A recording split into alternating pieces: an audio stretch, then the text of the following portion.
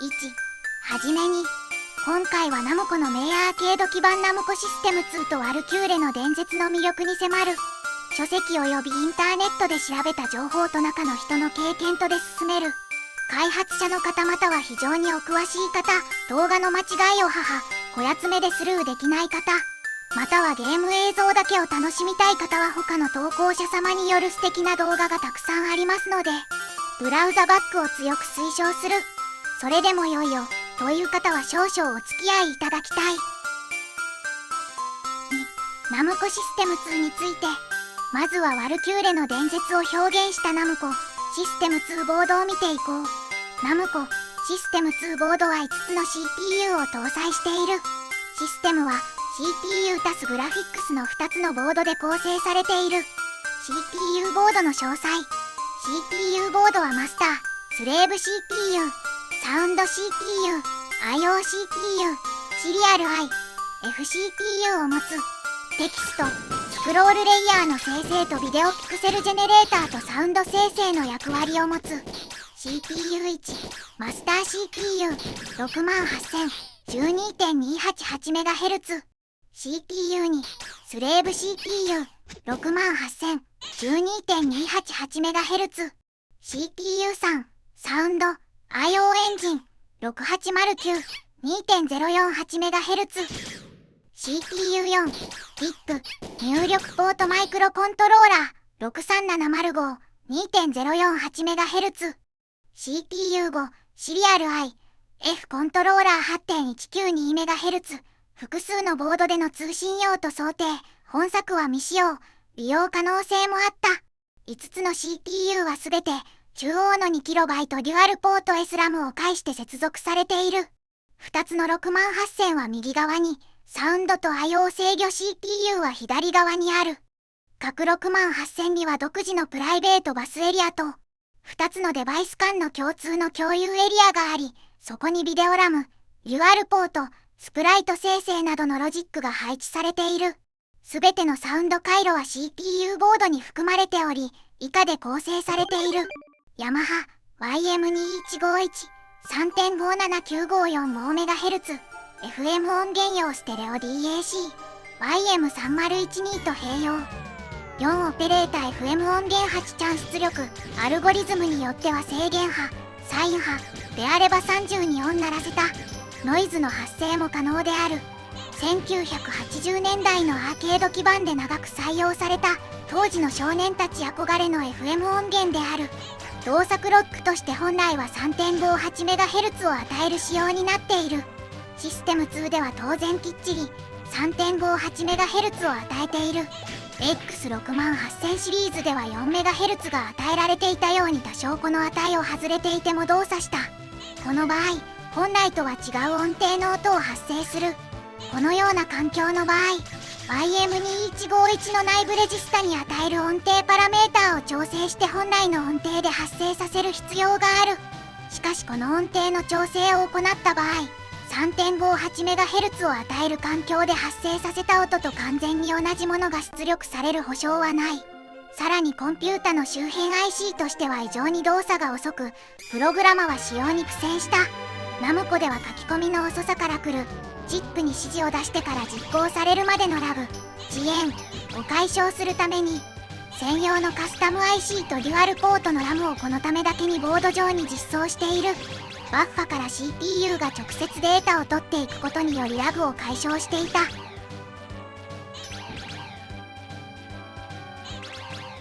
カスタム140、TCM に14チャンネル、8ビット、または12ビット、21.333kHz、ナムコ自社での開発チップだった。直接音声データを ROM から参照する構成となっていたようだ。ナムコシステム1には FM 音源 YM2151 と波形メモリ音源カスタム30が搭載されていた。ナムコシステム2で波カスタム30と置き換わるように搭載された PCM 音源である。システム2の開発時にエンソニックからナムコへ音源の振り込みがあった。この音源を見たハードの開発陣が、これだったら自分たちでも作れると自社でサンプリング音源チップのカスタム140を制作した。詳しくは後述する。ナムコゲームサウンドエクスプレスボリューム1としてワルキューレの伝説が収録された。1989年9月21日発売。 PCM を搭載したスーパーファミコン発売1年前であり、多くのアーケード少年、パソコン少年にとって初めてのマルチチャンネル PCM で奏でられた楽曲 CD だった。それが家の CD プレイヤーから流れ、多くの衝撃を持って迎えられた。グラフィック機能を見てみよう。標準グラフィックスボードのケースである。1タイルは 8×8 ドットである。2つの静的タイルプレーン 288×224。4つのスクロールタイルプレーン 512×512。1つの回転拡大縮小プレーン 2048×2048。この解像度はスーパーファミコンで処理可能な解像度の4倍、メガ CD で処理可能な解像度の4分の1だった。回転拡大縮小可能はオブジェクトは1枚であり、これはスーパーファミコンモード7と同じ発想である。ただ、スーパーファミコンはモード7の BG と他の BG の重ね合わせができなかったスプライトで代用していた。スーパーファミコンではこのように縦方向単位でモードを切り替えできた。そこに他の BG が入れられないのだ。これがワルキューレの伝説がスーパーファミコンで移植が不可能だった理由の一つである。ではメガ CD ではどうだったのか。映像を作ってみた。フレームレートは落ちるが割といけたと思われる。そのあたりはシステム2基板やメガ CD が柔軟だった。回転拡大処理ではスーパーファミコンとメガ CD の中間的存在となる。ただフレームレートと色数がメガ CD では大きく欠けていた。128個のスプライトを表示可能。システム2は複数のバリエーションがありゲームにより機能が異なる。回転はできないがスプライトの拡大もできたようだ。ビデオ解像度 288×224。パレット8192色、そのうち 4096+2048 色が常に表示可能。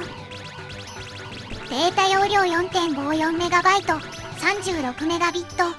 そのうち音声データは 393KB、4.5Mbit。全体の 9% が音声データだった。拡大機能はセガ体感ゲームで利用されていたが、テーブル筐体では珍しかった。そして回転機能に注目が集まった基盤でもある。マルチプロセッサ技術。少年の頃は68000を2つも搭載と心を躍らせたものである。ではどうやっていたのであろうか。可能な限り簡単にざっくり説明する。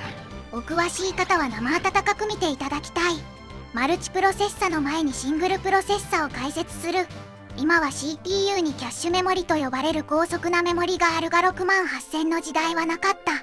256バイトのキャッシュメモリが搭載されたのは後継機の MC68030 からである。 CPU の動作原理はこうである。まずメモリにプログラムが置かれる。1、命令を外部メモリから CPU の内部レジスタ、メモリみたいなものに読み込む。2、命令の意味を解析する。3、実行し結果を書き込む。では68000では具体的にどうしていたか。68000の内部レジスタの構成はこのようなものである。ものすごく少ないキャッシュメモリみたいなものとふんわり捉えていただければと。68000の構成はこのようになる。メモリ上にプログラムがある。ある例をもって計算してみる。このデータとこのデータを足してここに入れたいとする。メモリからレジスタにデータその1を転送する。2つのデータが算術演算ユニットに与えられる。結果がレジスタに書き込まれる。そしてその結果がメモリに書き込まれる。これを1秒間にとんでもない数を計算するのだ。これが1つの CPU なら問題ない。メモリとバスを実質占有できるからだ。マルチプロセッサ方式は複数パターンがある。まずは共有メモリ方式。サターンなどはこの方法だ。SH2 はマルチプロセッサ機能があった。この場合はメモリとバスを共有するため、お互いが譲り合ってメモリとバスを利用する。そのため CPU が2個だからといって性能が2倍にならないのだ。メモリは基本的には1つの相手としか通信ができない。システム2で採用されているのが分散キャッシュメモリ方式である。プロセッサそれぞれに専用のメモリを持つためにぶつからないのだ。前述の共有メモリ方式よりも性能を高めることができる。そして共通メモリも使えるため2つの CPU が効率よく仕事ができるのだ。システム2の場合はそれぞれに挿される ROM の名称からメイン CPU はプログラムを、サブ CPU は描画系をそれぞれ担当していたと想像する。まるでサターンのバーチャファイターのようだ。さて、システム2にはまだ CPU がある。コントローラーなど外部出力を担当する CPU と音源を制御する CPU だ。これらは8ビット CPU である。この間にはわずか 2KB のデュアルポート RAM で接続される。この RAM は面白く、それぞれのバスが同時にアクセス可能なのである。通常はビデオメモリ VRAM に使用され、 CPU はビデオハードウェアが画面に読み出すと同時に画像を描画することを可能にする。これらの仕組みによってゲームを展開しながら回転拡大の計算をしつつ、遅いと評判の YM2151 を制御しつつ、メガドライブでは一つの PCM を鳴らすのに苦労していたのに24チャンネルも PCM 再生と複雑な処理を 60fps で処理していたのだ。画像回転技術について。1、画像の回転。基本的にサインコサインを使って回転角度から座標を計算していく。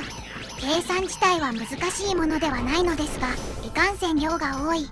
システム2では 2048×2048 の画像を回転拡大できる。420万ドットもあるのだ。とてもソフトウェアでは処理できない。専用のカスタムチップと広大なメモリを確保して計算していたようだ。当時疑問に思った方も多いだろう。普通に回転させると解像度が低いがゆえに穴が開き、画像は壊れていくのではないか。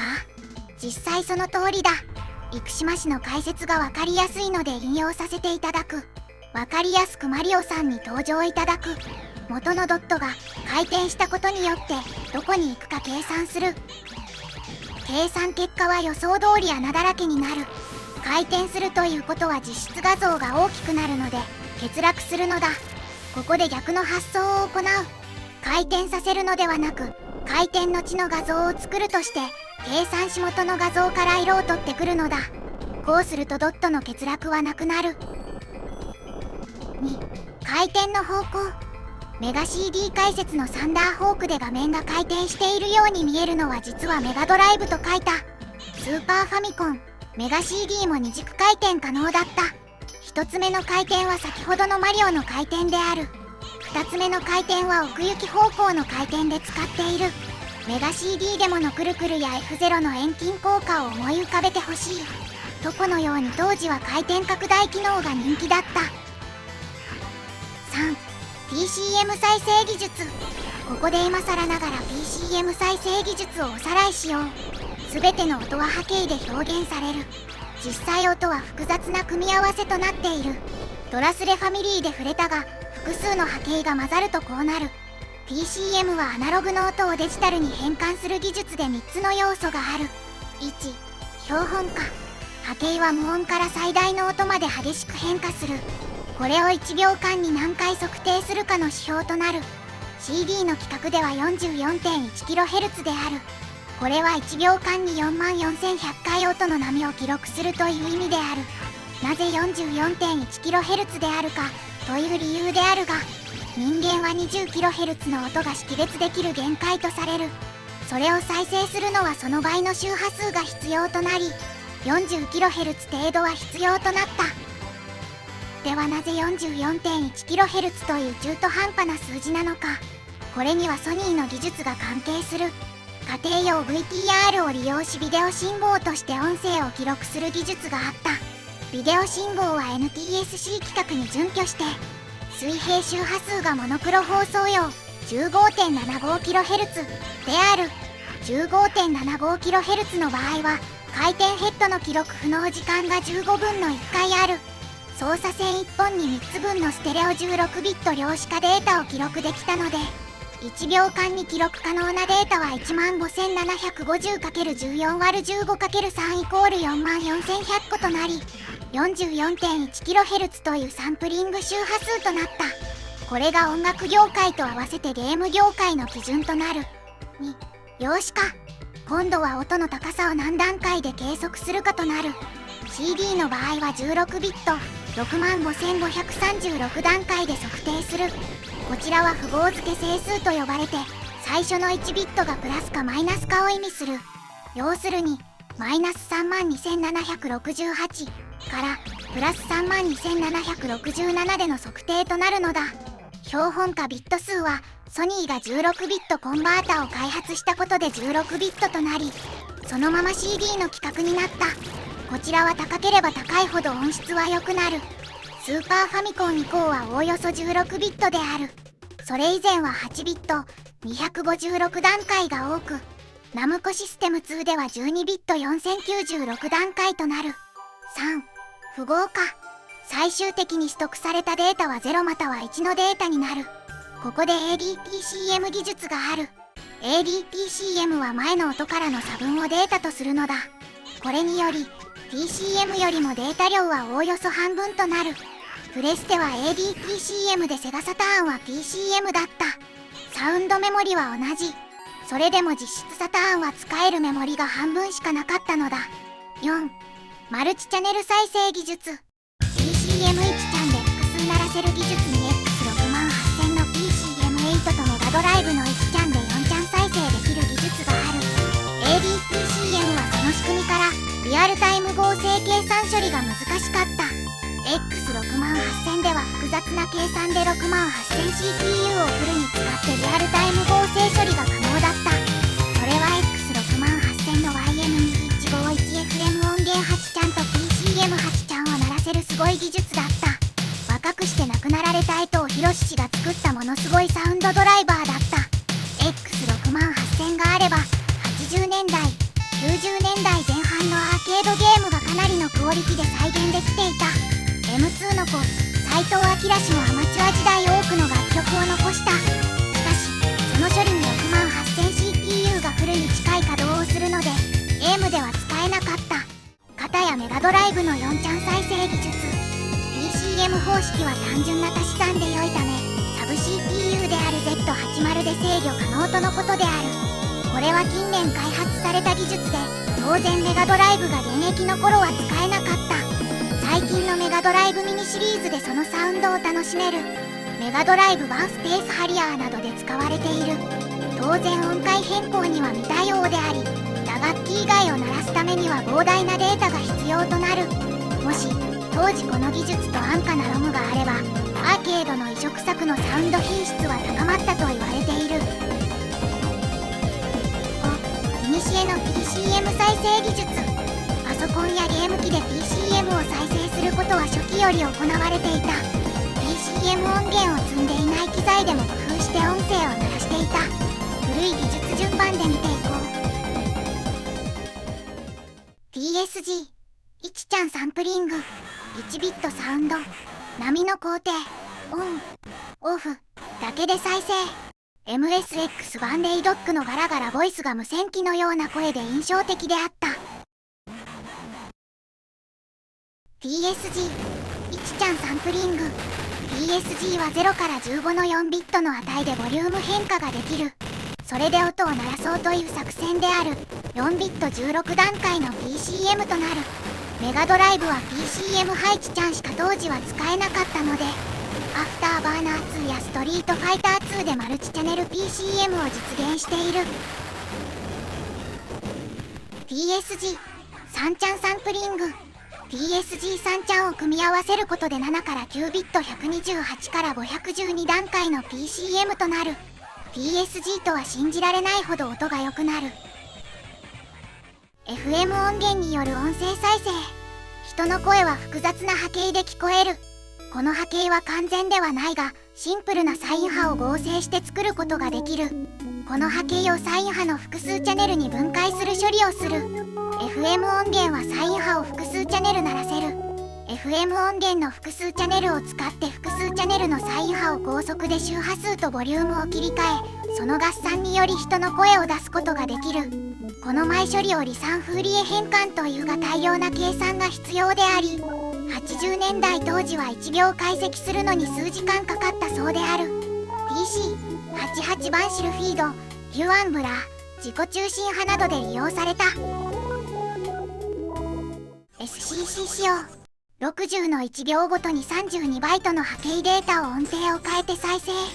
波形メモリで膨大なパラメータを作って順番に鳴らしていくイメージである。ウォーファーの野望、激突ペナントレースになどで利用された。 PC エンジンの場合もこの応用で PC エンジンの場合は5ビット32段階の PCM 相当となる。メガドライブの PCM 再生技術。メガドライブの PCM の音の悪さ、扱いにくさはメガドライバーはご存知の通りであろう。その理由は PCM をソフトウェア処理で行っているからだ。そのため標本価が何キロヘルツかとはっきりしない。68000がせっせとゲーム処理をしながら同時に PCM を再生する。本来一定間隔でデータを流さなくてはならないが時々遅延し波形が歪む。この結果音が悪くなるのだ。後年では PCM 再生を Z80 に専念させることで音質は向上した。しかしメガドライブ現役時代は後期は多少改善はしたものの品質が悪いままだった。ゲームボーイの PCM 再生技術。ゲームを動かさずに声を出すのは割と簡単だったそうだ。ただ CPU 負荷が 100% に張り付きノイズが乗る。そこで頭が良い人が考えた。ゲームボーイの3ちゃんは他のチャンネルと仕様が違い、音量を変えてもノイズが出ない。その代わり音量は16ではなく4段階。このチャンネルで再生できるのは2ビットまで。ゲームボーイ版ぷよぷよ音に実装された。ゲームボーイらしくないクリアなボイスをゲーム中に聞くことができた。初代ゲームボーイだと再生中は CPU パワーが 70% 持っていかれるのでちょっと使いどころがシビアだったそうだ。スーパーファミコンの PCM 再生技術。スーパーファミコンの PCM メモリは 64KB しかない。そしてサウンド用 CPU も独立している。いわゆる5秒しか再生できない。でもゲームによっては長く喋るソフトなどがある。ゲームロムに膨大な音声データがあっても直接再生できないのだ。ではどうするか。共有メモリもなくわずか4バイトのメモリを使ってちまちま転送するしかなかった。スーパーファミコンがロムゲームなのにロード時間が長いのはこの転送がとにかく遅く、この原因があるようだ。そして 64KB も音声データ専用ではなくサウンドプログラムとデータ共有のためさらに狭い。当時問題だったのがサンプリングの音データ。 64KB のわずかなメモリに常駐は不可能。ゲームロムは直接アクセスできない。サンプリングデータをリピート再生設定で半分データが来たところで再生開始。その後後半のデータを転送。後半の音が終わる頃に前半のデータを書き換え、この繰り返しで長い音声を再生していた。時間の管理が大変だったそうだ。ファミコンの PCM 再生技術。こちらはファミコン動画で解説している。6ビット64段階 16KB しか使えなかった。2オクターブで音階変更可能であるが8件しか使えず、黒鍵を使う場合は音を2つ用意する必要があった。詳しくは概要欄から。4. ナムコ音源と基盤の歴史。ではナムコ音源と基盤の歴史から遡ろう。レジェンドと音源を紹介する。1. 2人のレジェンド K のユリコ。1981年にナムコ初のサウンド専門クリエイターとして入社。1982年にリリースされたギグダグのサウンドに始まり、ゼビウス、ドラゴンバスターなど数々のアーケードゲームのサウンドを担当。現在伝統楽器のための作品や映像とのコラボレーションなどジャンルにとらわれない音作りで独自の創作活動を展開中。小沢純子。1983年ナムコに入社。代表作はヤプラス、ドルアーガノとトイポップ、スカイキッドなど多くのサウンドを担当。現在はフリーの作曲・演奏家として活動する。2. カスタム1号とカスタム30以前任意波形発生回路。1980年当時ナムコにはすでに任意波形発生回路があった。大ヒットしたギャラクシアンからパックマンへと進化したハードウェアはその過程で設計されたナムコの独自開発音源を搭載していた。波形の振幅方向に16段階、時間軸方向に32段階という波形を任意に設定し、発音することができる波形メモリ音源だった。つまり他社はまだほとんど PSG 区形波しか使えない時代に、ナムコは音色を作ることができる技術を持っていた。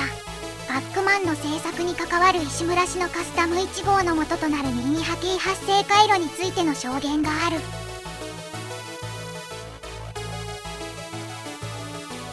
音色が波形で決まることは吉でした。それまでのゲーム機能とは区形波がほとんどで、音色が単調でした。より豊かな音色を求めて波形メモリから波形を再生する方法を模索していました。しかしゲーム映像を生成する回路にも同様のことが言えますが、豊かな表現力、回路規模の増大、コストアップ、ゲームの面白さにどこまで貢献というジレンマがつきまといます。そんな中、任意波形発生回路アサン音同時発生させた音を自分かつミキシングするというアイデアで、回路規模の増大やコストアップを回避することができたので採用に踏み切りました。私はパックマンにおいて任意波形発生回路を開発設計し、最初のアプリケーションとしてパックマンの効果音と音楽を搭載しましたが、私が任意波形発生回路に関して行ったことはここまでです。任意波形発生回路はラリー X、ミニゴルフ、開発中止、ポールポジションにも同じ回路が使用されていますが、それらの効果音や音楽に私は一切関わっていません。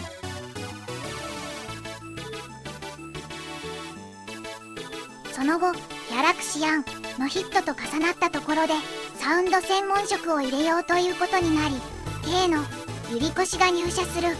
1980年当時は区形波を使ったシンプルなサウンドを奏でる音源が多かった中、この波形を任意に設定できる音源をアーケード基盤に搭載していたことがナムコのサウンドの独自性を生んでいた理由の一つと言える。任意波形発生回路はパックマンに搭載された後、1983年稼働のゼビウスまで用いられ、1982年稼働のスーパーパックマンからカスタム1号としてカスタム IC 化された。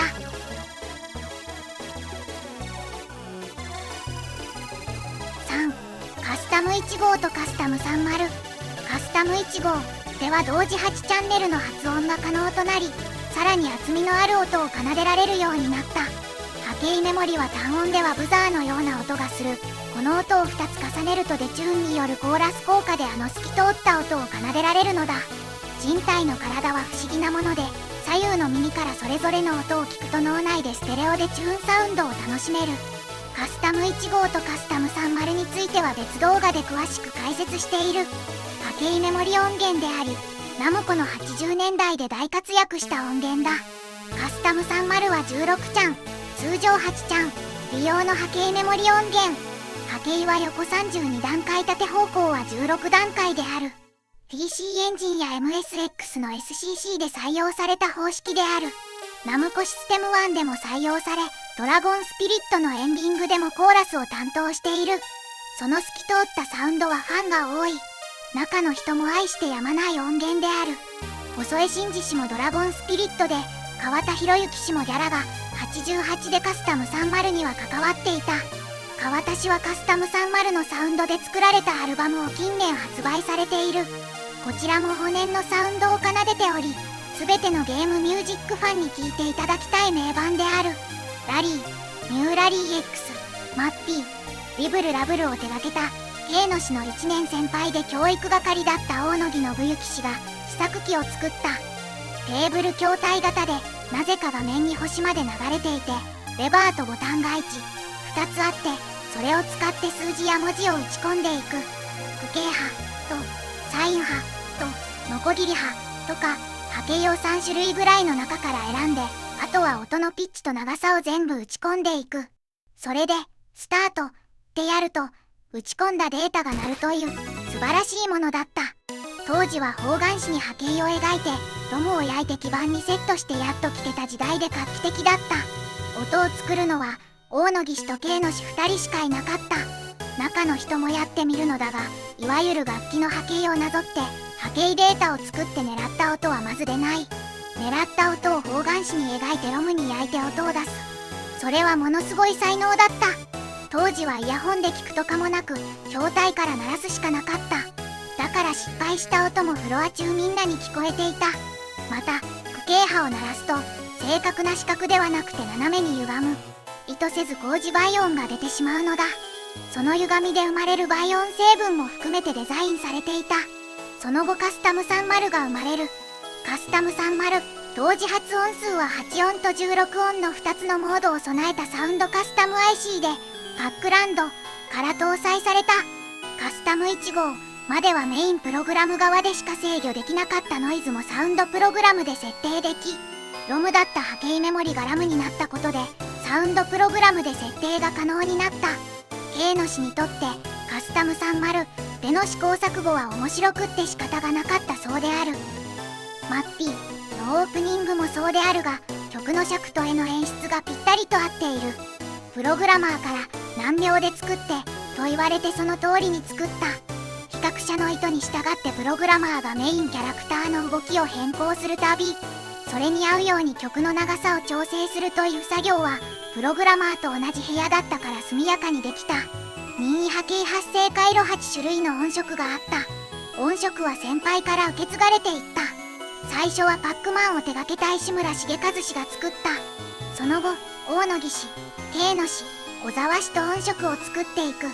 K の氏がトイポップ1986の音楽を作った時、大野木氏のビブルラブル1983時版が同じだったので波形は一緒のもので作られた。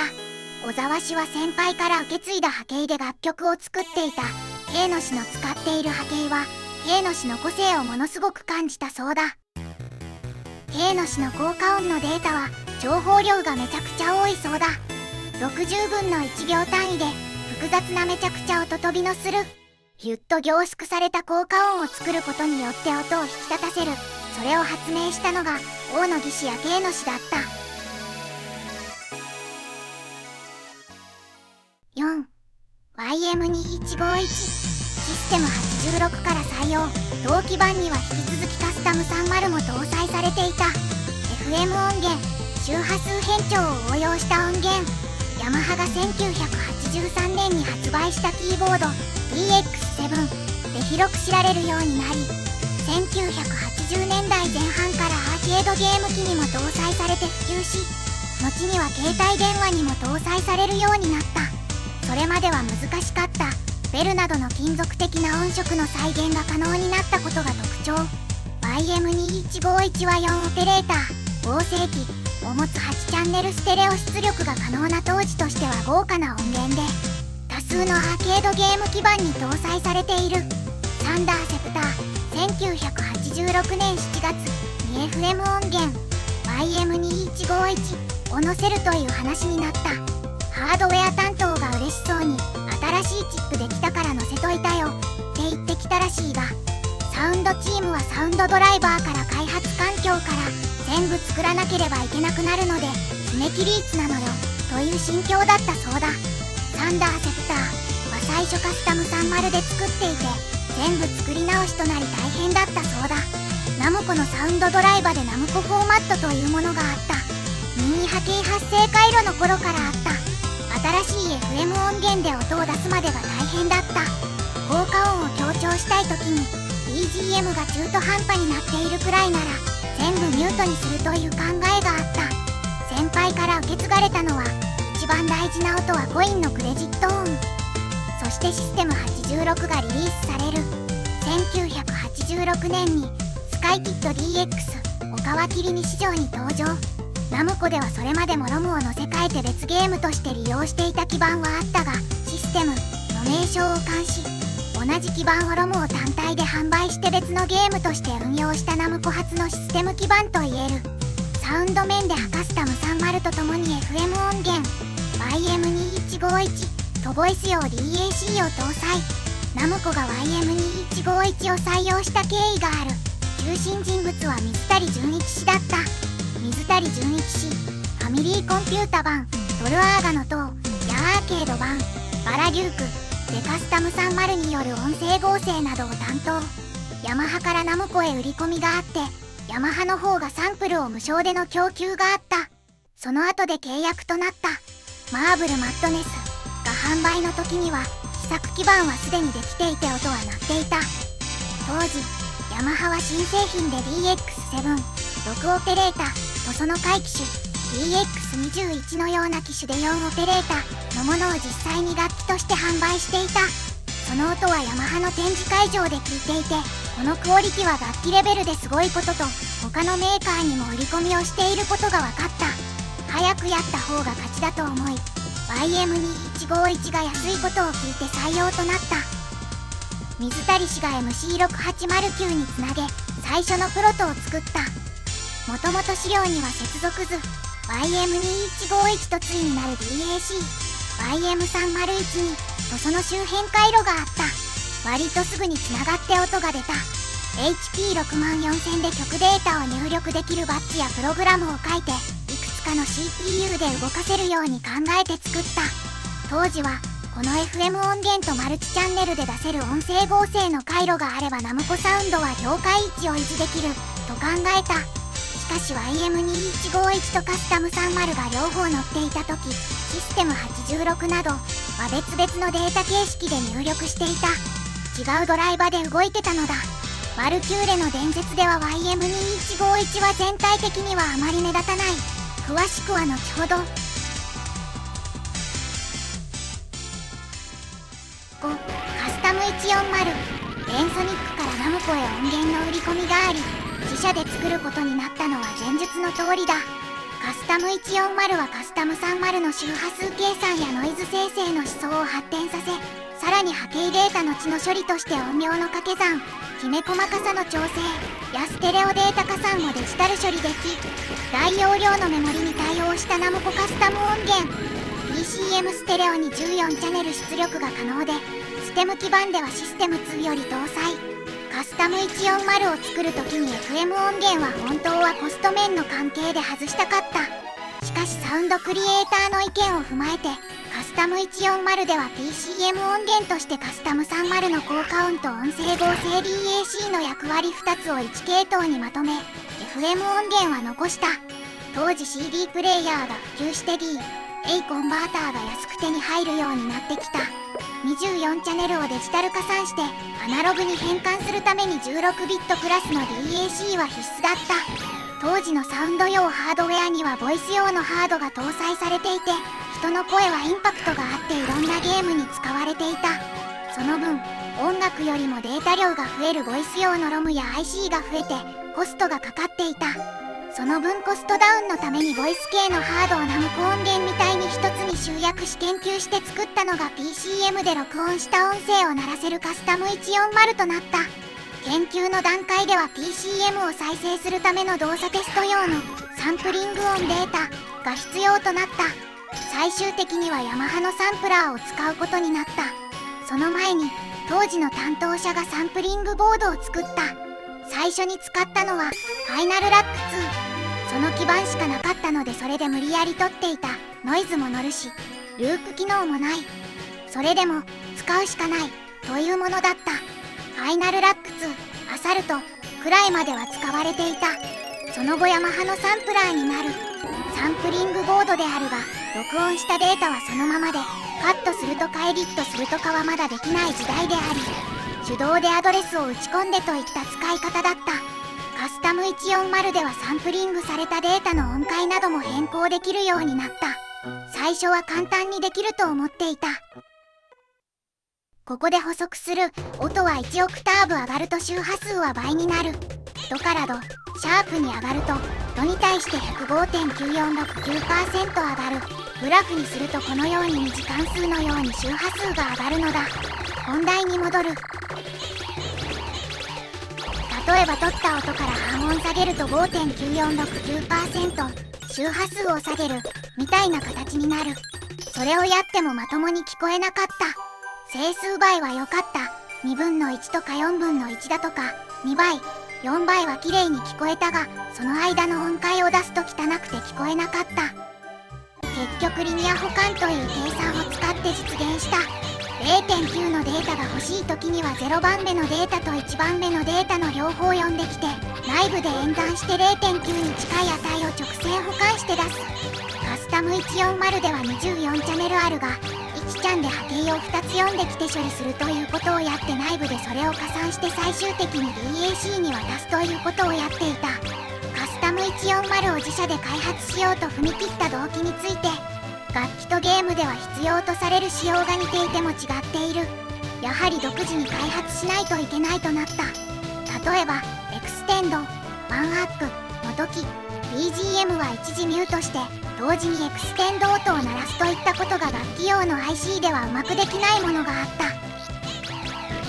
8ビットまたは12ビット 21.333kHz というのは実は16ビット 32kHz のスーパーファミコンよりスペック的には低い。システム2稼働は1988年4月、スーパーファミコン発売は1990年11月21日と2年半の開きがあるから当然だ。しかしシステム2はスーパーファミコンと比較し音が良すぎるのだ。皆様ご存知の通り、バルキューレの伝説では非常に美しいサウンドを奏でる。そのサウンドはスーパーファミコンどころかセガサターンとプレイステーションと比較してもクオリティが高い。違いは圧倒的な音声容データ量だ。スーパーファミコンは音声容ラムが 64KB、 0.5Mbit しか容量がない。実質再生できる時間はわずか5秒。それに対してワルキューレの伝説を例とするとサウンド用メモリが 393KB、 3.1Mbit と6倍の容量があった。スーパーファミコンは全てのオーケストラを5秒の音で表現するため、あえて5番目のドでサンプリングして4番目のドで半分の速度で再生するなどのテクニックが用いられた。当然その分音声は劣化するのだ。とは言いつつもそれでも音が良すぎる。ここで注目はカスタム140のデータをアナログに変換するデジタルアナログコンバータ、通称 DAC だ。システム2で採用された LC7880 は16ビット 88.2kHz オーバーサンプリング時とある。ここでオーバーサンプリングについて、実は CD 発売当初は音が良くなかった。オーバーサンプリングが搭載されてなかったからだ。ファミコンの三角波は疑似三角波であることは以前の動画で解説した。綺麗な三角ではなくて階段型である。高い音では気にならないが低い音では気になる。ここで好評公開中のファミコン音源解説動画から引用する。ファミコン型の PSG 搭載の機材と大きく異なるのが三角波の存在であろう。本来は綺麗な三角にしたいところなのですが、ファミコンのスペックで綺麗な三角形の音を出すのは非常に困難なんです。そこでこちらは疑似三角波と呼ばれておりまして、三角波は正確な三角ではなく16段階です。高い音域では気にならないのですが、低い音域ではこの角がノイズのように聞こえます。最も有名なのがドラゴンクエスト3の起動後の画面でしょう。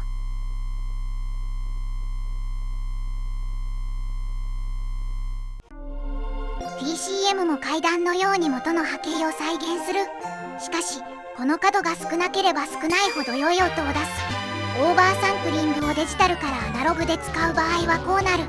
21.333kHz から CD の 44.1kHz を超えた 88.2kHz、 4倍のオーバーサンプリングだ。元の波形データの前後のデータから計算してデータとデータの間にデータを足すのだ。波形の角が取れて音が良くなる。オーバーサンプリング2倍として 44.1kHz 相当、 CD プレイヤーと同等の DAC を積んでいる。 PC エンジン版ワルキューレの伝説は 4Mbit、 アーケード版は音だけで 3.1Mbit も使い CD に匹敵する音質を作り出した。アウトランやアフターバーナーなどのセガ PCM、 12ビット 31.25kHz とスペック的には近いが、音質の良さにはこういったナムコ技術者の努力があった。もう一つは FM 音源の存在だ。スーパーファミコンで小城雄三氏が FM 音源があればと言われたのはご存知の方もいるだろう。当時の PCM では不得意な音があった。長い音だ。暗闇のテーマでは音が変化しながらうねるようになる。ちょっと聞いていただこう。次に FM 音源パートを聞いていただこう。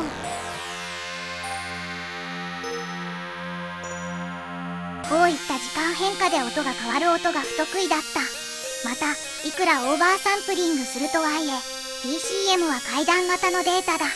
当時の技術ではノイズが入る。 FM 音源はその仕組み上滑らかな波形を出す。そもそも音としては FM 音源の方が良いのだ。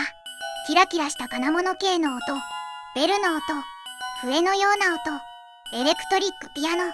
ワルキューレの伝説では FM 音源の得意な部分と当時発展途上であった PCM 技術を併用することで今まで聞いたことがなかった美しいサウンドを奏でた。5. ナムコシステム2採用ゲーム。採用ゲームとして多数、アサルト、オーダインなど名作が多数ある。名作をいくつか見てみよう。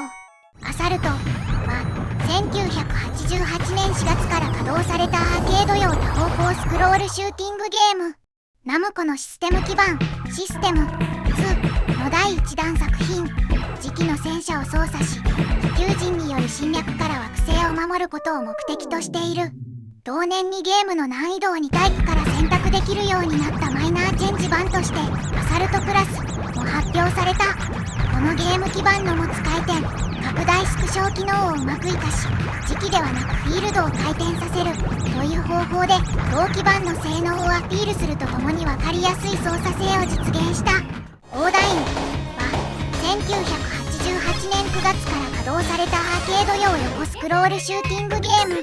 天才科学者である泊雄一郎および弟子のサンデーチンが乗り込んだ戦闘機を操作し悪人久保田にさらわれた婚約者の相原かなと電子変換装置オーダインの起動装置が組み込まれたペンダントを奪還することを目的としている。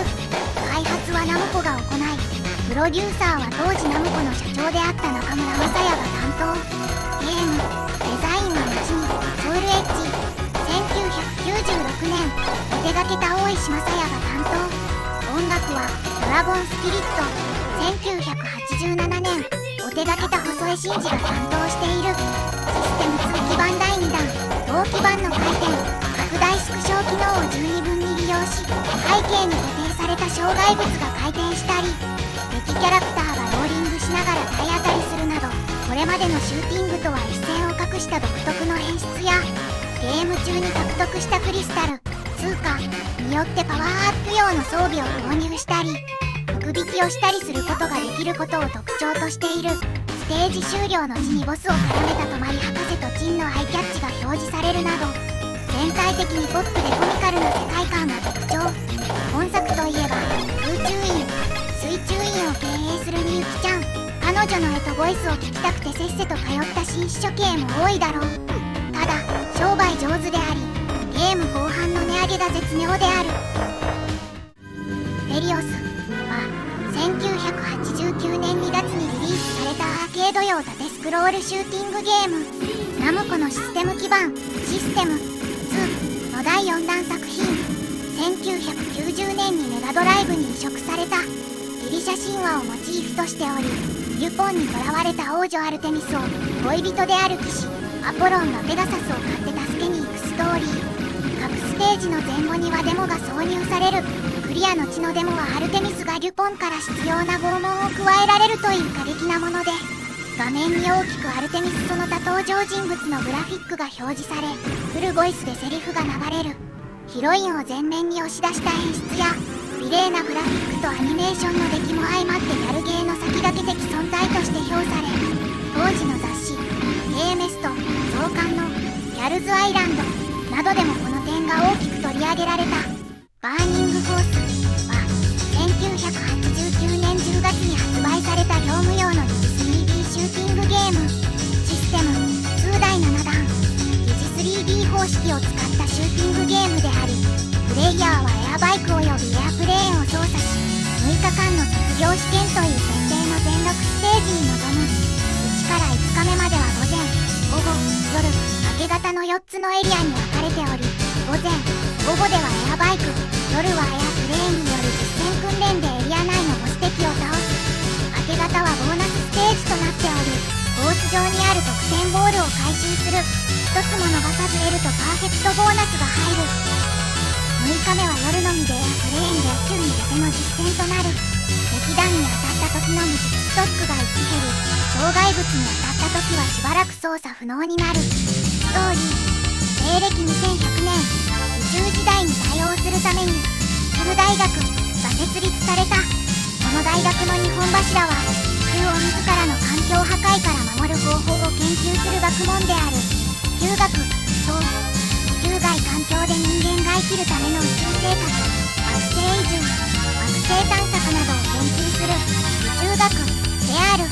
宇宙学を学ぶ主人公天元寺ひろみはパイロット師団であり、その卒業試験に挑もうとしている。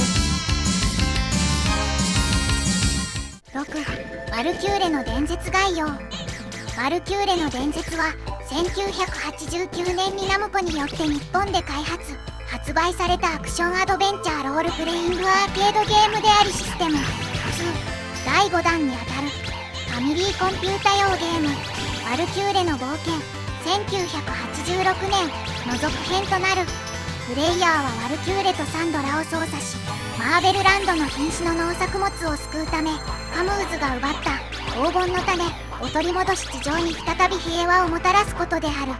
ゲームの世界であるマーベルランドの架空の王国は北欧や中世の物語に大きな影響を受けており、ある種の魔法のような雰囲気を持つことに重点が置かれている。当初はファイナルラップのようなキャビネットリンクシステムを備えたガントレットのようなタイトルの流れに沿った4人用のアクションゲームになる予定だったが、後に廃止された。キャラクターは個性と深みを持たせるように作られており、オズの魔法使いにインスピレーションを得たデザインとなっている。ワルキューレの伝説はアーケードでリリースされ、そのゲームプレイ、キャラクター、世界観が高く評価された。ナムコは1990年にこのゲームを PC エンジンに移植した。7. 開発スタッフ。ワルキューレの伝説の開発スタッフは以下の通りである。チーフディレクター岡本慎一郎氏、企画大川さゆり氏、岡本慎一郎氏、プログラム岡本慎一郎氏、山田氏、グリズリー山田、ビジュアル藤弘氏、榊原氏、カータン榊原、サウンド川田博之氏、サウンドアシスト効果音石井悦夫氏、その他スタッフグラフィック新島よっちゃん、飛ばし、ロゴデザイン薄倉明、スペシャルサンクス、ナムナム、猫招き、チーコ、アバ様。ワルキューレの伝説といえばビジュアルの藤弘氏とサウンドの川田博之氏が非常に有名である。ワルキューレの伝説誕生にはもう2人の存在が非常に大きい。そのようなキーマンがどんな人だったか、どのようにワルキューレの伝説に関わったか見てみよう。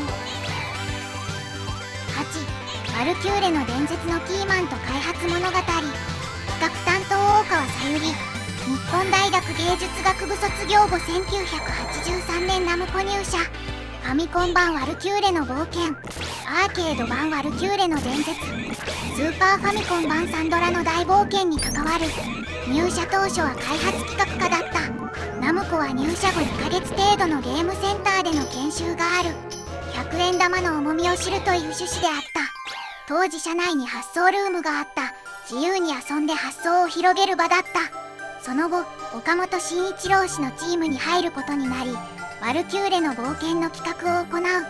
仮タイトルは女戦士、性別を超えた神にしたかった。ネーミングでワルという音が中村社長からクレームが入った。通用口でファンにミニコミ紙を配ってアンケートを取った。名前が好評だった。それで OK が出た。企画からキャラのラフが設定を行い、ゆるいスタートで始まった。藤弘氏は大川氏の設定をもとにイメージを膨らませてキャラクターを描くことになる。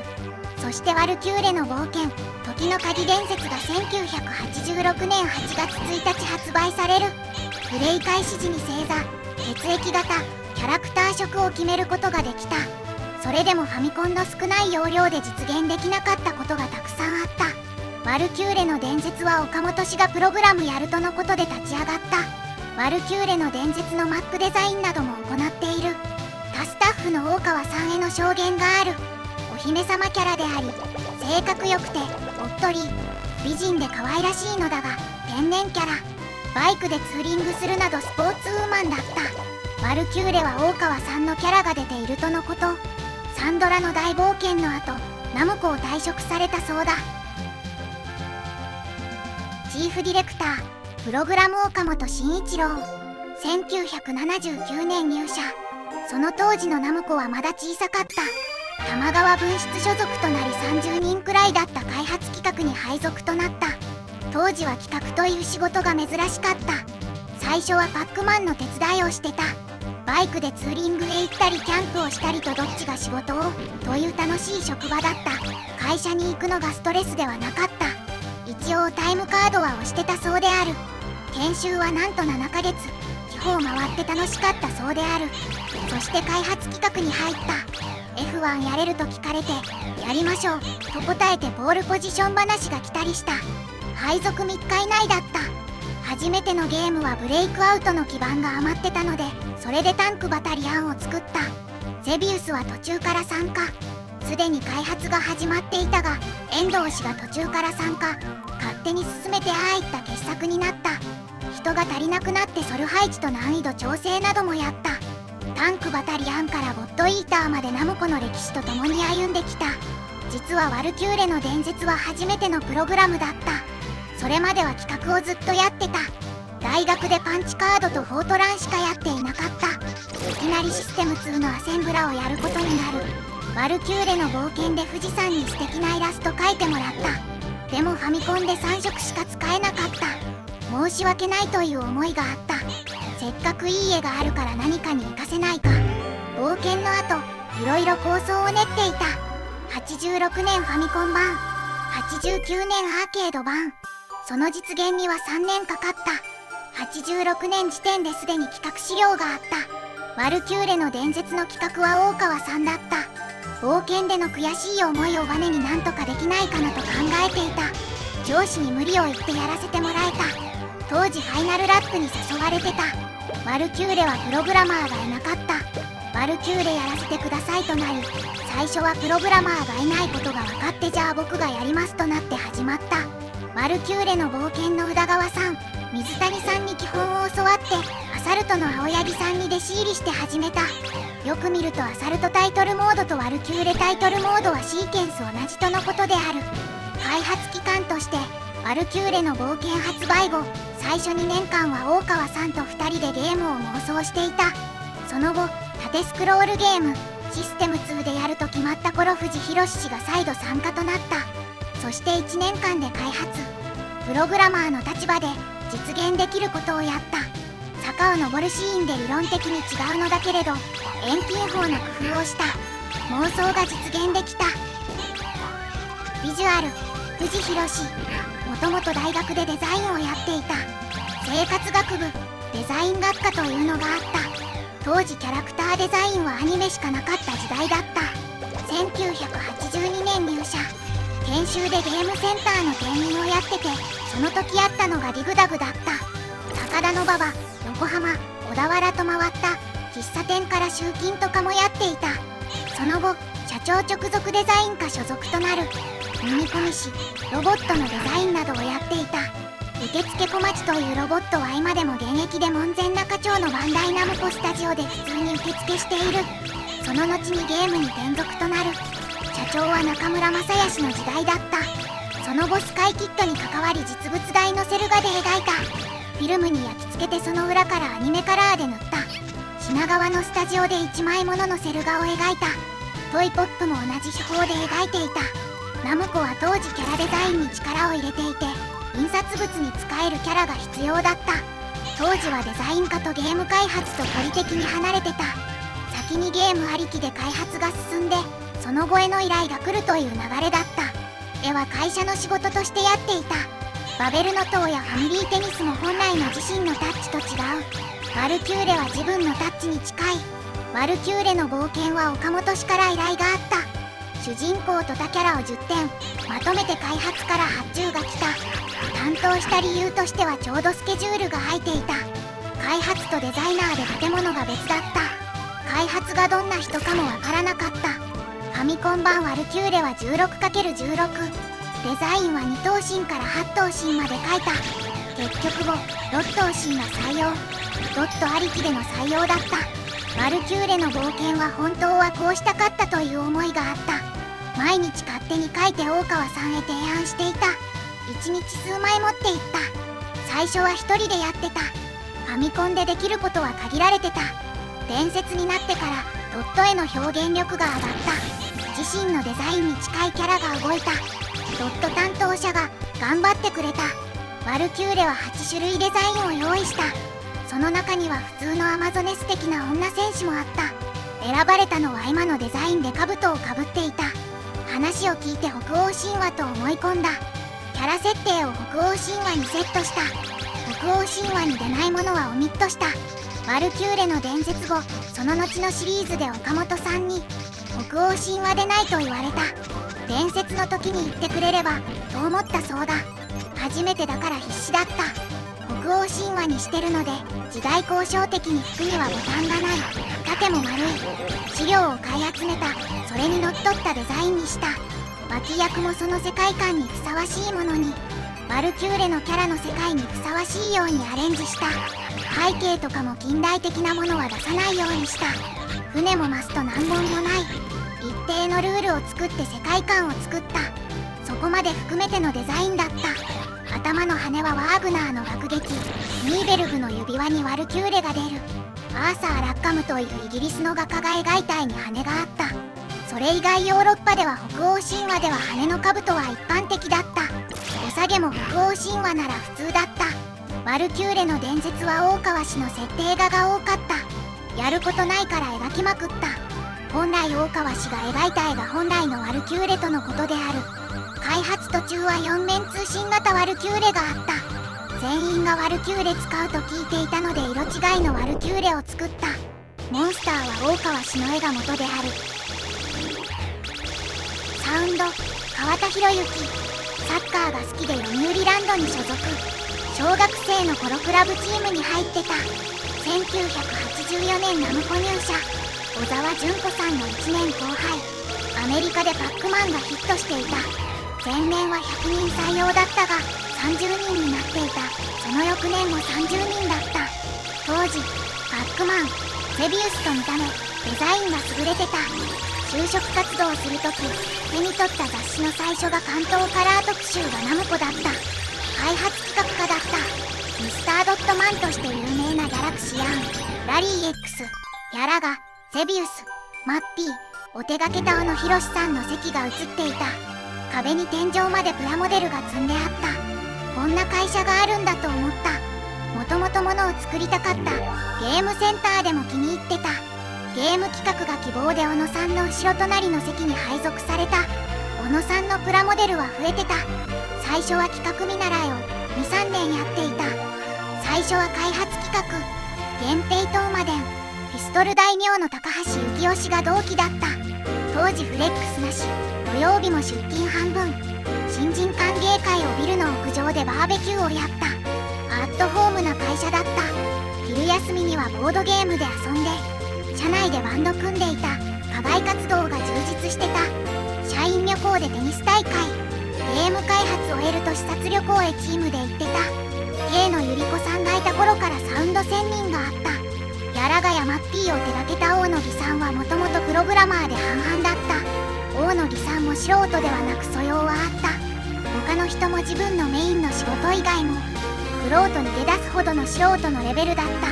ナムコの人材は柱が一本ではなかった。そんな広がりがある集まりだった。学生の頃から音楽をやってた。それが仕事にできるとは考えてなかった。できるわけがないと思っていた。運が良かった。勉強とかほとんどしてなかった。今からやり直しと勉強した。ワンダーエッグ会場の音楽やアトラクションの音楽と全体をやった。ワルキューレの伝説は冒険からの流れだった。時期的にルミングランと重なってた。あちらは世界が違う近未来のゲーム。疲れたらこっちという風にやっていた。重なったからマイナスではなかったし楽しかった。サウンドチップも画期的だった。カスタム140、自社製品だった。YM2151 の8ちゃんと PCM に14チャンネル。自社製であったため PCM ツールも自社製だった。ゼロから開発した苦労があった。できることは無限大だなと感じた。ワルキューレの伝説担当になってファミコンでできなかったことができると喜んだ。苦労はなかった。ワルキューレの伝説のメインテーマのメロラインはキックオフの打ち合わせ。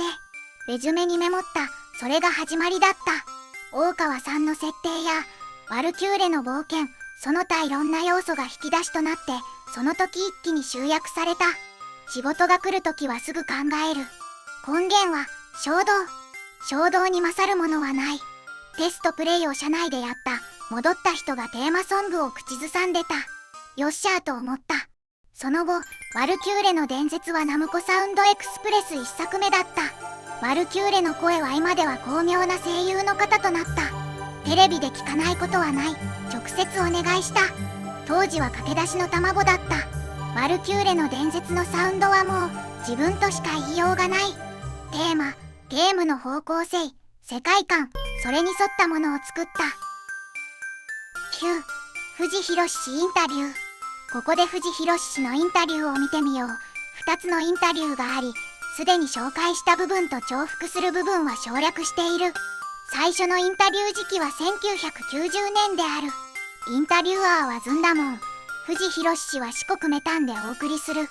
出身はどちらですか？横浜の奥地です。経歴をお聞かせください。大学を出てからナムコのデザインをする部署に入って、いろいろロボットとかのデザインをしながら、スティや NG に漫画を描いていました。一昨年からフリーになって、漫画やアニメ関係の仕事をしてます。というところかな。藤先生がワルキューレのデザインをされたいきさつを。そもそもはもう4年半前ですね。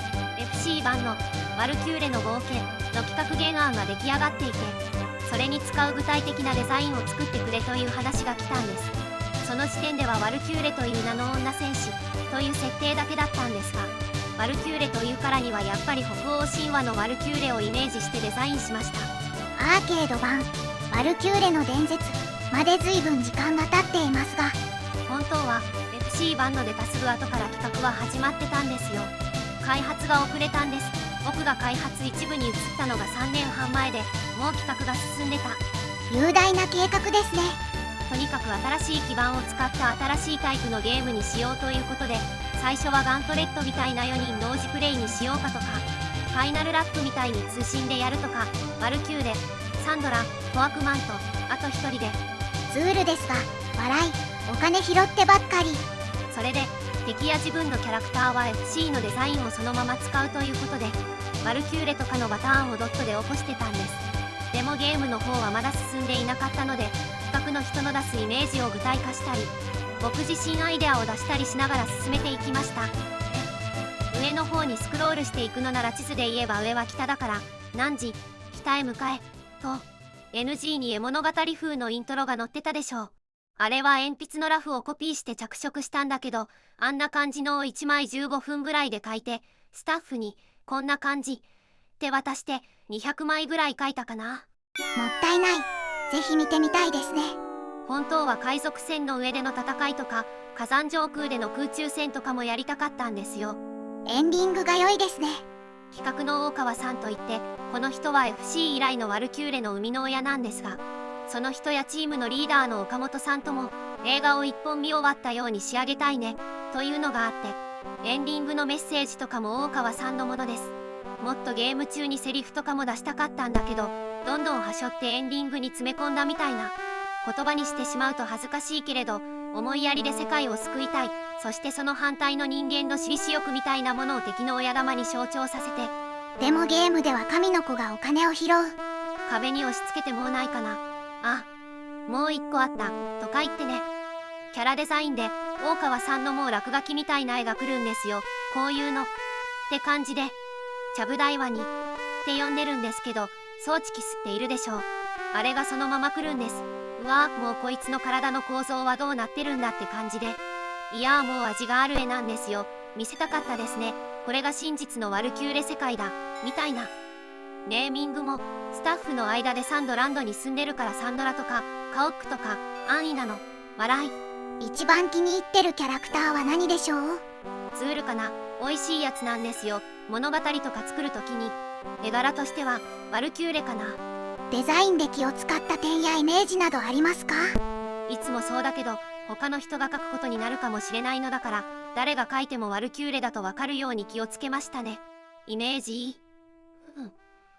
やっぱり女戦士なんだから最低限自分の面倒は自分で見れるタイプかな。座り込んで泣き出しちゃうような女の子じゃない。でも私は根は単純でイケイケやっつけろドカドカみたいな感じだと思いますね。ワグナーの歌曲ではワルキューレ9人姉妹でしょう。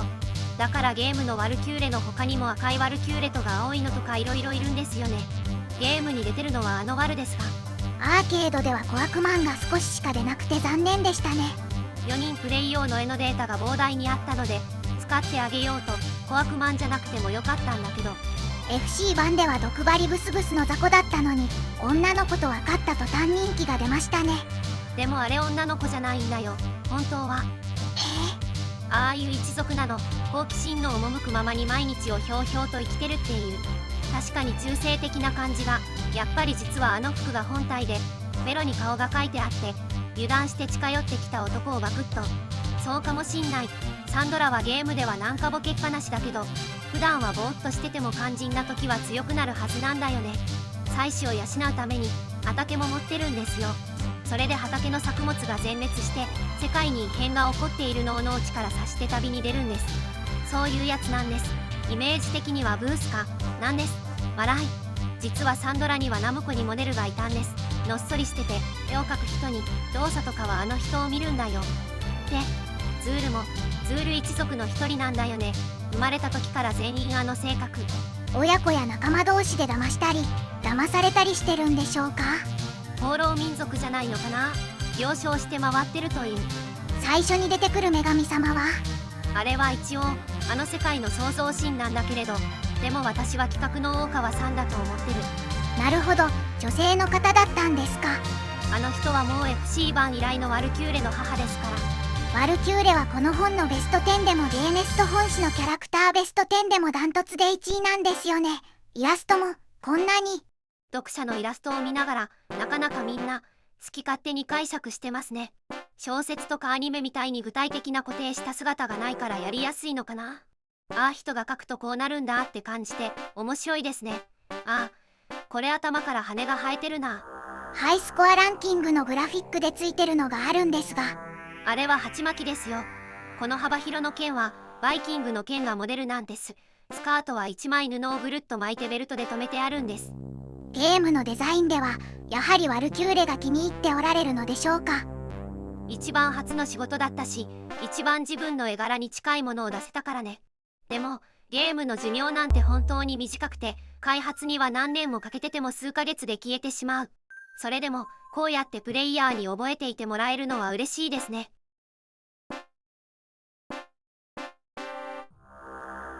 こちらは1991年1月号発売雑誌の取材であるワルキューレの冒険の時はゲームに関わっていなかったんですか。その頃はまだデザイン科にいて絵が描けるということで回ってきた仕事なんです。だからもし別の人が頼まれていればその人のワルキューレになっていたでしょうね。ソースキャラクターであるドット絵を渡されまして、これにこだわらなくていいということで描いたのがイラストのワルキューレです。だから冒険のドットキャラクターを見てもらえばわかりますが、あちらは三つ編みじゃないし服もワンピースみたいなものを着てる。イラスト上では自分でデザインしたんです。そういった仕事は結構多くて、他にスカイキッドやバベルノ島のパッケージイラストやキャラクターのイラストなんてのもやっていました。ワルキューレの伝説絵の参加はデザイン科が解散した時に冒険のキャラクターをやっていたということでメインデザイナーに開発部へ引っ張られ、伝説の方の開発に携わったんです。企画段階からやりましたね。世界の設定から始まって、まあその辺は冒険があったんで大枠では決まっていましたが、それでもほとんど新たに決めていったんですよ。現代から見て中世と古代の中間ぐらいの社会で魔法も存在する。メインデザイナーはあまり気にしていなかったようだけど、私は絵を描く立場だからはっきりしていないといけないもので、ある程度は自分で決めつけていました。そういった社会の中で交通機関として船や馬を出したかったし、イラストにも起こしたんですがゲームには使えませんでしたね。でメインデザイナーと話してワルキューレたちの冒険の行き先は北にしようということにしたんです。イメージとしてヨーロッパの中緯度地方から始まって、最初は広葉樹だった林が針葉樹になっていき、まばらな白樺林を過ぎて不毛な草原地帯になる。そして雪の世界へと北極ですね。それが北の泉ですか？いや、まだ続きがあって、北極からいきなり地球の中に入ってしまうんです。地球の中はこれまでとガラッと変わった熱帯雨林のジャングルで、そこに最後の敵カムーズがいるんです。ゲームの中ではどれくらい実現できましたか？ほとんどダメでした。というのもゲームが上からの俯瞰画面でしょ。こういうスタイルだと林の表現として覆い茂らせたりすることはできないんですね。うるさくなりすぎちゃう。で、仕方なく今の背景と建物に落ち着いたんです。最果ての村あたりでは寒々しい感じがうまく出ていますから、全く不要なアイデアじゃなかったと思っていますけど、悔いが残らないといえば嘘になります。ところでキャラクターの性格なども設定されたんですが、ワルキューレを見ているとあんまり感じられませんが、今になって考えてみるとワルキューレの性格って変ですよね。ちょっとつ盲信型で脇目も振らずに突き進む。しかもお金には意地汚い笑い。それは冗談としても確かに性格はあまりはっきりと出てきてはいませんね。作る時にはそんなに意識して考えたことはありませんでしたから。性格という視点で見るなら、むしろワルキューレの周りにいるキャラクターたちの方が個性的ですね。サンドラとかコアクマンとか。主人公ゆれでしょうかね。それと最近思うんですが、ワルキューレはあのゲームの世界にはいないんじゃないかと。あの世界に住む人々が困った時に天に祈りを捧げると出てくるけど、本当は人々の中から現れるんじゃないか。つまりそれはサンドラのことなんですよ。だからあの世界を救うには一人の救世主的なワルキューレより100万人のサンドラがいるべきだ。あくまで自分の最近の見解に過ぎないんですが、そうした方があのマーベルランドという世界には合っているように思えます。そういうお話を聞いていると富士山のワルキューレに対するこだわりが見えてくるように思えますが、中世ヨーロッパを舞台にしたような RPG って多いでしょ。でも中には無茶苦茶なアイテムとか風景とかが出てくるものがある。そうじゃなくて一定の線を引いてその範囲内でこだわってみたかったんです。城は3階建て以上にしないとか。でもゲームではやはり無理があるんですね。面と面の間にいろいろなグラフィック画面が出てきますが、あれも単なるストーリーのフォローじゃなく、もっと世界観を伝えられないかということで入れてみたんです。スタッフ間では映画のように見せる作品をと思っていたんですが、やはりゲームですからね、無理がありますね。剣一本にもこだわりたかったし、登場人物にもう少し細かい芝居をつけさせたかったんですが、アクションゲームでそれをやるのはゲームじゃなくなっちゃいますから。こだわることがいい場合といけない場合ってのは確かにありますからね。例えば古代の剣一本で戦っていた時代だと、相手より少しでも良い剣を持つことが現代で遊郭の生むほどの違いがあったんじゃないかと思うんです。だから古代と現代では一本の剣に対する思い入れが全く違っていたんじゃないかな。剣に名前を付けていたみたいなんですが、自分の命を預けるものだからその執着する気持ちは当然です。そういう表現は何らかの形でやってみたいですね。魔法だって同じことです。本当の魔法は気候や術者の精神状態にも大きく関わっていたはずです。ある一つの情報の有無がすでに魔法だったのかもしれない。でもゲームだとストレートにしかるべき形と効果がないといけない。それはそれで仕方のないことなんですが、自分で描く漫画などでは本来の姿を半分ぐらい種明かししながら表現してみたいですね。ところで富士山の作られた敵キャラクターや漫画に登場する敵役などを見ると、いわゆる絶対的な悪というようなものはいませんね。伝説の敵にしてもどこか優しげな印象がある。自分では決して絶対悪的な悪いやつはいないとしているところはありますね。ちょっと話がずれますが、子供の頃に読んだ物語で単に意地悪をするだけのキャラクターが登場するというストーリーがありますよね。あれが子供の頃からすごく嫌いだったんです。やはり相手には相手なりの事情があって敵対せざるを得なくなるんではないかと考えているところがあって、そう考えると悪いやつはいなくなってしまう。あくまで敵対する2つなんですね。ゲームだとそうはいきませんが、絶対悪がいないと目的がなくなっちゃいますからね。そうで、これは余談になるんだけど、冒険のゾーナと伝説のカムーズには大きな違いがあるんですよ。ゾーナは本当の絶対悪で、相手をへすことしか考えていない。彼が今いる土地なんてどうでもよくて、とにかく滅びさえすればいい。徹底的に冷酷で、ある意味では女性的な存在です。対してカムーズの方は初めに支配欲があるんです。その土地の全てを支配し君臨したいという実に男性的なキャラクターなんですよ。このコンセプトは開発に入る時にメインデザイナーと決めたことで、ゾーナ代わりと女性的な印象の強いキャラクターだったんで、カムーズは男性的にしようと。欲望の塊で角が生えている。ああ、なるほど。確かにゾーナには女性的な印象がありましたし、イラストもそのように描いていましたよね。今後新しいワルキューレをお描きになることはありますか？ないとは言えませんが、まあ正直何とも言えないところですね。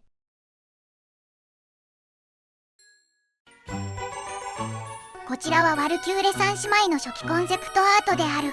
緑のコスチュームは生命のワルキューレ、赤は火のワルキューレ、青は知恵のワルキューレだった。富士氏が別の絵を描いた黒石のワルキューレもあった。それらは最終的に複数のワルキューレのアイデア全体と共に放棄された。背景にある荒廃した城は古代に黄金の種の力で建てられたものである。ワルキューレの伝説ステージ4に登場。富士氏の初期のイラスト、マーベルランドのさまざまな脅威を描くことは世界を拡張するための彼の創造的なプロセスの一部だったが、この特定の画像シーンは最終的に使用されなかった。最終ゲームでは使われなかった海ステージのコンセプトアート、ブレインストーミングの非常に初期の段階で、チームは船での冒険をゲームの中心に据えることを検討した。未使用のコンセプトアート2枚、石の巨人はボスとして構想された。彼は自分の中に4人の神話上の妖精のうちの1人を閉じ込めていた。右側の妖精はカムーズによって呪われた木の檻に閉じ込められたが、これもゲームには登場しなかった。このコンセプトアートは北のオーロラライトに到達した後、地球の内部に吸い込まれた直後のワルキューレを示している。富士氏が描いたワールド・オブ・ワルキューレのストーリーブックに描かれているサビーネ小悪魔、クリノ、サンドラ、そして泥棒ズール。このストーリーブックではキャラクターたちがどのように出会ったか、そしてワルキューレとの最初の出会いに至るまでの出来事が語られている。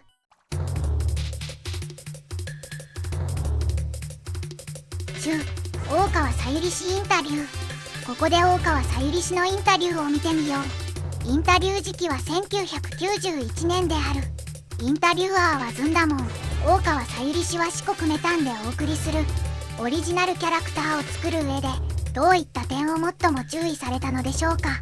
オズの魔法使いがベースになっています。だから極悪なものは避けました。敵もどこか憎めない人間味のあるものにしました。いつか全ての敵が改心してワルキューレの仲間になれば良いと思っています。その始めがサンドラであり小悪魔なのです。キャラクターを作る段階ですでに世界観はありましたか？ワルキューレの世界マーベルランドは一つの文明が滅びて魔法が信じられた時代という設定です。伝説ではサンドランドから北を目指したということで、北欧のバイキングが背景になっています。そこに富士山の建造物や生活感に対するこだわりがゲームを膨らませた部分がとても多くあると思います。ワルキューレを作るとき、最も最初に決められたことは何ですか？女騎士であること、冒険の頃は女主人公がタブーだった。勝ち気でわがまま娘、正義感が強い。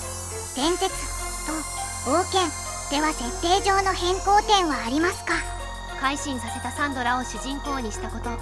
小悪魔を主人公にするつもりでしたが、金貨落としになってしまったことが残念。いつか主人公に昇格させてやりたいと思っています。ワルキューレ自身に違いはありますか？冒険での少女が伝説では乙女に成長しました。わがまま娘が愛と優しさを知ったぐらいの違いかな。11川田博之氏によるワルキューレの伝説音楽制作話。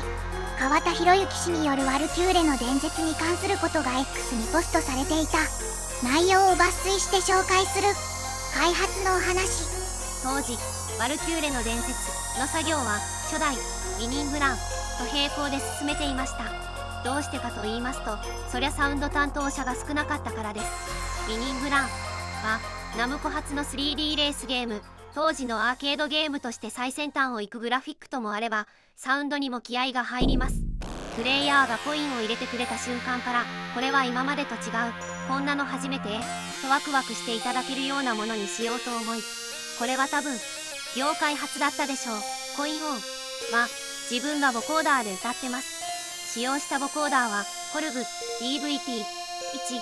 自分の席にマイクスタンド立てて皆が退社した後を狙って夜中に撮ったな。コインオンがなんて歌っているのかは秘密ですが、ウィニングランを体感せよみたいなことをハモってます。歌っている内容はウィニングラン GSM ナムコにポニーキャニオンの楽譜のページに歌詞として記載されています。このコイン音と同じ音が1位ゴール時の曲の冒頭に使われている。片やミニンブランは近未来系レースゲーム4やバルキューレの伝説は神話をモチーフとしたアクションアドベンチャー。世界観から何から全然違うわけですが、意外にこの全く違う世界テーマというのが功を奏したのです。頭の中がどんな仕組みになっているのか分かりませんが、ミニンブランの曲奏を練っているとバルキューレの伝説用の曲が浮かんできて、慌ててミニンブラン用を仕事ノートに書き込み、バルキューレの伝説用のフレーズを考えているとミニンブラン用のリズムアレンジが浮かんできて、せっせとバルキューレの伝説用を仕事ノートに書き込むとメモるノートの逆転現象が。そんなこんなでなんとかダブルヘッダーを乗り越えられた覚えがあります。バルキューレの伝説のメロはこのゲームの最初の打ち合わせ中に頭に浮かんできたものです。即配られていた打ち合わせのレジュメかなんかにメモりました。今思えばラッキー。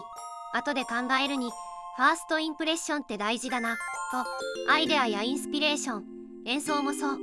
最初でそのわずか1回しかない機会のことだと思うと、何かを持っている貴重な瞬間かもしれませんとか言いつつ、そのバルキューレの伝説テーマのメロをメモったプリントは何度かあった会社の引っ越し時に捨てちゃいましたが、アルバムのお話。ナムコゲームサウンドエクスプレスのエクスプレスは当時のレコード会社の担当ディレクターと考えたものです。どこよりも早く新タイトルのサウンドをお届けするシリーズをと思いまして、なおかつ1タイトルに絞ってリーズナブルに。バルキューレの伝説はナムコゲームサウンドエクスプレスシリーズの第1弾だったのですが、発売の地にたくさんの反響をいただきました。今頃ではありますが、熱いご声援感謝に耐えませんです。届いたお手紙の中には、ビクターさん価格設定が下手とか安すぎでしょとかもありましたね。収録は確か川口湖スタジオだったかな。当時は今と違って景気も良く、収録で近郊のリゾートスタジオを総なめしてましたっけ。川口湖スタジオは惜しまれつつ営業終了と聞いています。本当にお世話になりました。ツールの曲、エンジニアの方に音いいねと言っていただいたのを覚えています。高くても 16K くらいのサンプリングですよ。レコーディングには基盤システム2でしたねと専用に仕込んだロムを持参しました。オペアンプを直に割り口でつまんで、それが SSL のタクへ。システム2に搭載されていた YM2151 とナムコ製カスタムサウンドチップをそれぞれステレオで計4チャン収録。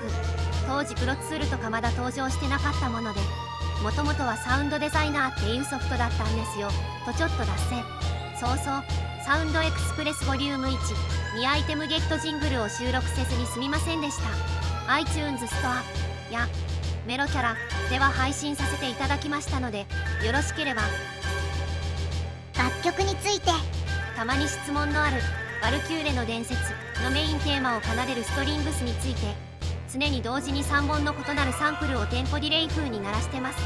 もちろんシステム2バルキューレの伝説の基盤にはサウンド用の DSP なんか搭載されてませんので、ディレイといってもボリューム値低めでデータで書いているわけですが、 DSP はなかったですが、当時のナムコのサウンドドライバーは根性さえあればかなりな表現力を発揮できるポテンシャルを持っていました。思いついた仕様は片っ端からお願いして実現しましたし、実現できるスタッフに恵まれていたんです。エンベロープ周りの充実も特筆すべきですね。ポイントを好きなだけ設定可能なので、例えばリリースの地にどんな減衰をするのかとか、こんな初期反射しますとか書けるです。書くのは手動です。まさに根性の見せ所。メインテーマのメロのストリングスもそうですが、アタックに癖をつけたりリバーブ成分を手書きするなど、エンベロープの設定を工夫することによって自然に聞こえる工夫を凝らしていたのです。その当時ナムコのサウンドチームが使用していた楽器は、サンプラーだと TX16W、 これはツールとして全員使ってましたね。 S550、 エミュレーター EMAX、 HD、 S612 とかでした。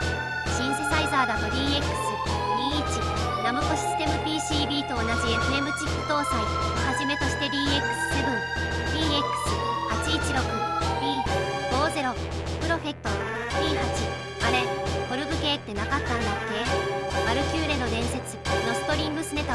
主に S550 エミュレータースあたりです。納得のいく効率の良いサンプルができるまで、自然なループが取れるまでとことんサンプリングし直したのを覚えています。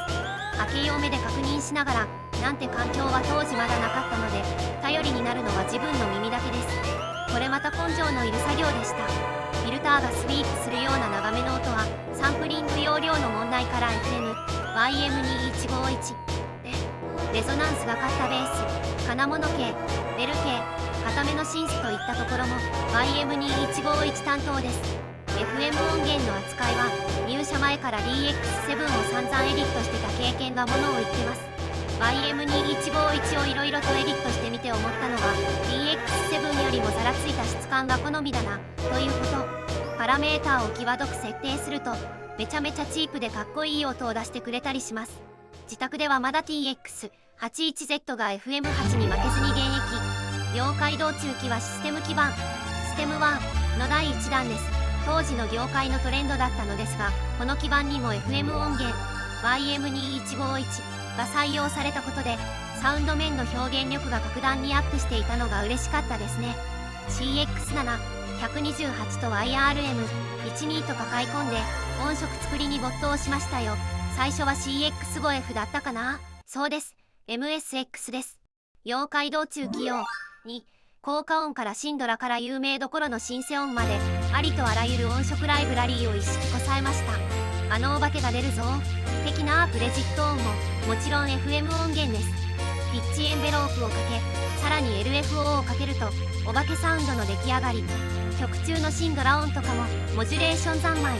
妖怪道中期の FM 音源サウンドは自社製サウンドドライバーに追加していただいた強力なエンベロープやモジュレーション機能に支えられていたんです。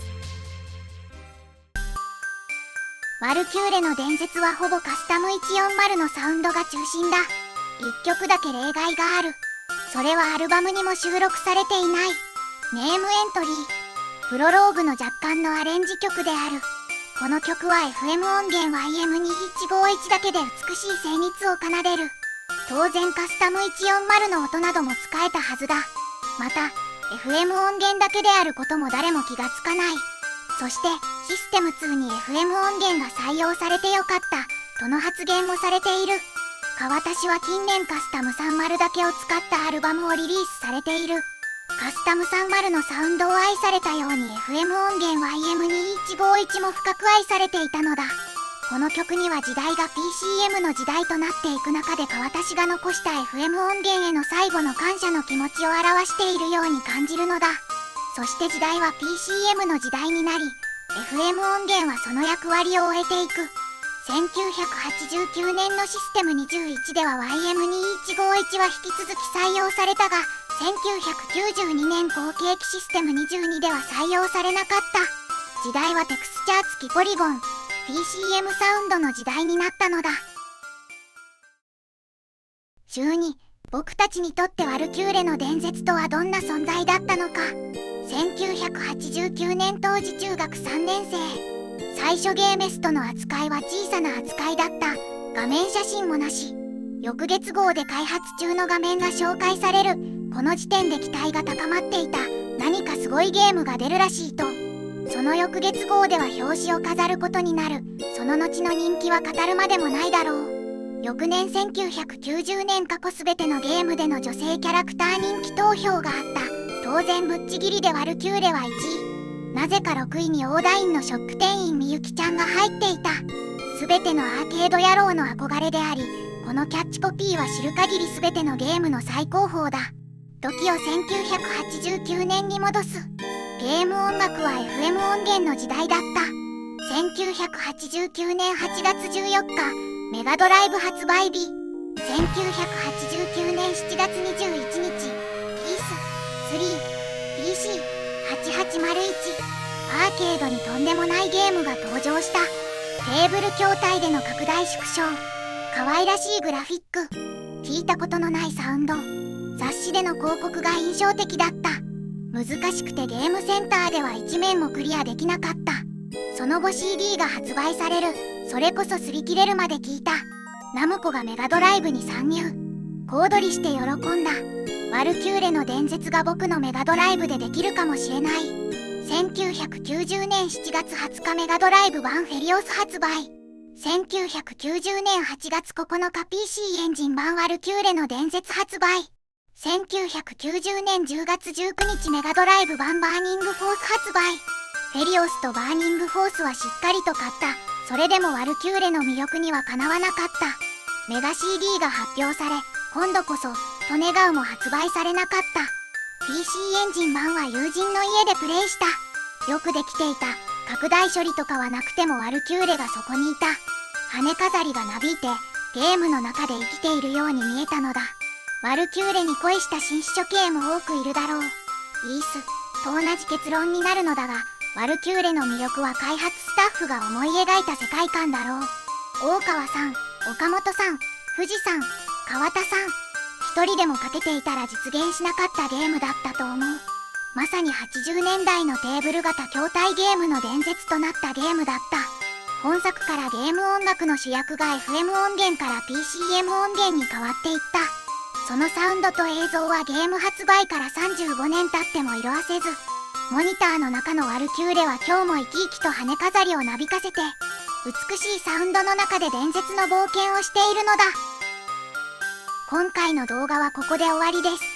チャンネル登録や高評価ボタン、コメントなどいただけますと、次の動画を作るエネルギーとなります。また次回動画でお会いしましょう。